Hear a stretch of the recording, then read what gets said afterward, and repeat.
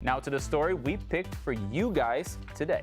They have no health insurance, no holidays, no sick days. They work 12 hours a day and they only get paid for 8 of those days. That's right. They are also a lot more likely to get injured on the job. We're talking about 3 million temporary workers in the United States. Univision's investigative team delved into the stats and stories behind this virtual subclass of workers at the beck and call of corporate America. There are 2.9 million temporary workers in the United States, according to the Department of Labor. These employees are hired by third-party temp agencies, but spend years distributing products for the biggest chain stores in the country.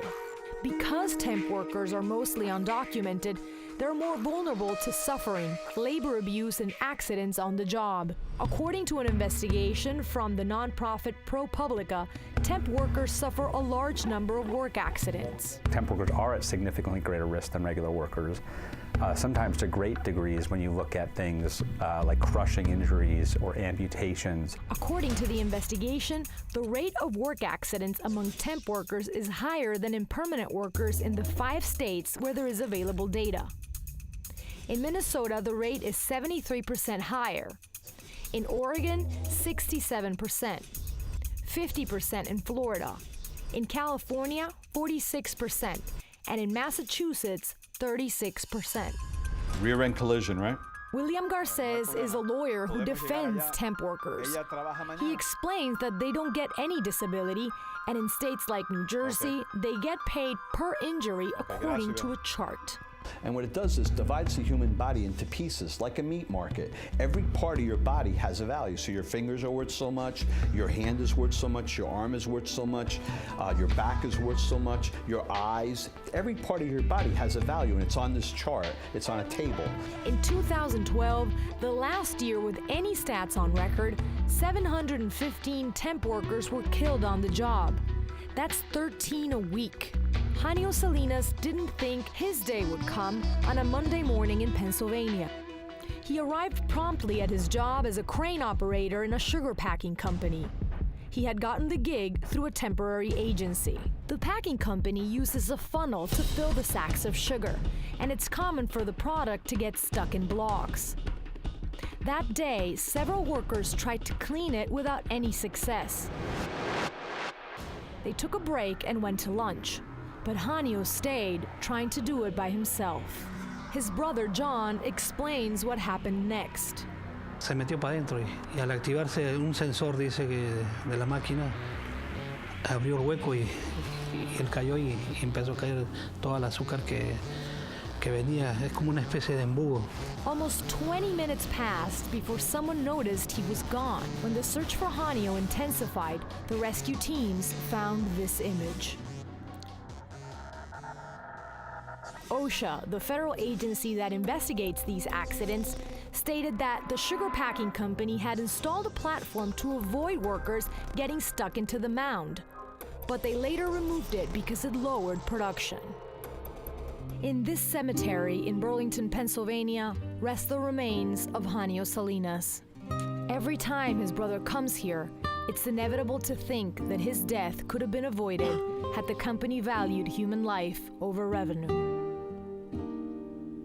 And Tomas Ocaña, Univision correspondent, joins us now to talk about the investigation. Thomas, what did the temp agency and the other parties involved tell you about Janio Salinas' case when you confronted them? Hello, and thank you for having me here. What we saw when we approached the parts is exactly what is happening in this market. We approached the temp agency. They said that the OSHA report, the Department of Labor, didn't find that they were in violation of any security issues. But then we approached the sugar company, and they said it's not my worker, it works for the temp agency. Then we approached the Department of Labor, and the Department of Labor told us that they haven't been in the factory after the accident. So finally, what happened is that the sugar company, CSC Sugar, get $26,000 fine, $26,000 fine, and that's all. Wow. And then nothing else has happened after what we have seen. Now, Tomas, you sent one of your producers undercover to a warehouse in New Jersey. What kind of abuse did he find there? Well, we decided to go to New Brunswick in New Jersey because 1 out of every 16 workers is a temp there. And what we saw when we go there in first person is everything that's happening with the temp workers. They work for 12 hours and they get paid for 8. They have no security. They didn't get clothes, for instance. They are treated badly, discriminated. And we saw that in our investigation, and it's what almost 3 million of people is living nowadays, and that's what takes the big chain companies of America, these big discounts. Of course. Now, what other big American companies are we talking about here? Can we name some? Are there some big ones? Well, we interviewed a lawyer, William Garces, the one we saw in the video, that he saw if I stop buying in the chain companies that are doing this, I would stop buying. He didn't want to name the company. No, like I couldn't buy because almost all Americans, everybody's all the using big them. companies. Wow. But to mention someone, because I think it's important, when we went undercover, we worked for Saramax, who's a provider of clothes for Walmart and JCPenney. So, I mean, at least in what we see and also in our research, these are big companies where we are buying things, and we should think about it. Can I ask you, is this modern day slavery? It is kind of modern day slavery, and that's why I want to ask you, what, if anything, is being done to better the lives of these people? Well, the Department of Labor is trying to take the hands on it, but they're obviously not being able to do anything. And so I think people should push our politicians to regulate this issue.